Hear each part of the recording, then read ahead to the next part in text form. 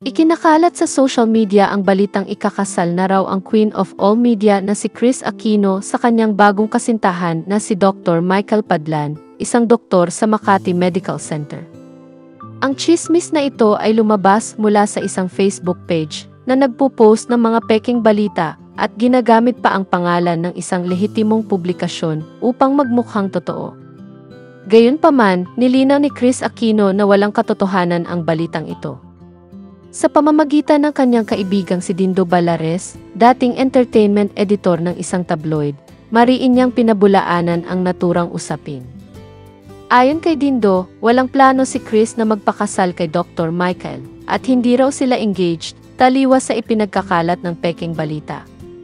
Si Kris Aquino ay matagal ng laman ng mga chismis at balita tungkol sa kanyang personal na buhay at hindi na bago sa kanya ang pagkakaroon ng mga usaping tulad nito. Ilang beses na ring naliling si Kris sa iba't ibang tao, ngunit sa pagkakataong ito, mariin niyang itinanggi ang balitang magpapakasal siya. Sa kabila ng mga negatibong komento at peking balita, patuloy si Kris sa kanyang pagbangon at sa kanyang focus sa kalusugan at pamilya.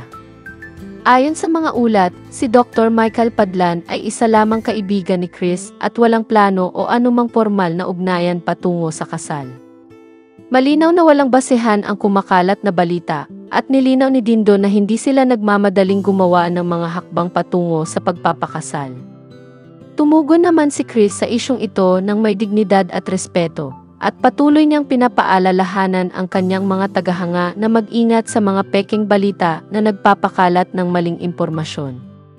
Sa huli, muling nagbigay ng paalala si Kris na maging maingat sa mga balitang nababasa online. Sinabi rin niyang pinahahalagahan niya ang kanyang mga taga-suporta at nais niyang maging transparent sa kanila. Kaya naman anumang tunay na balita tungkol sa kanyang personal na buhay ay manggagaling mismo sa kanya at hindi sa mga peking sources sa social media.